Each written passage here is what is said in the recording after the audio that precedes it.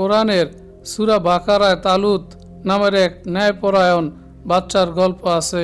তিনি আল্লাহর নির্দেশে একটি শক্তিশালী সেনাবাহিনী গঠন করেছিলেন, কিন্তু শত্রুর বিরুদ্ধে যাত্রার আগে আল্লাহ তাকে একটি কঠিন পরীক্ষায় ফেললেন।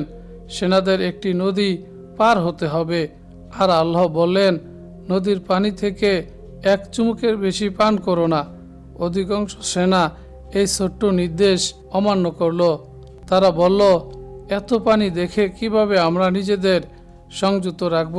তারা পেট ভরে পান করল। শুধু অল্প কিছু ইমানদার সৈন্য আল্লাহর আদেশ মেনে এক মুঠোর বেশি পান করল না। যারা আদেশ অমান্য করল তারা দুর্বল, অলস হয়ে পড়ল। শেষ পর্যন্ত শুধু সেই অল্প সংখ্যক আত্মনিয়ন্ত্রণকারী, অনুগত, আল্লাহর হুকুম মান্যকারী যোদ্ধারাই বিজয় হতে পারলেন।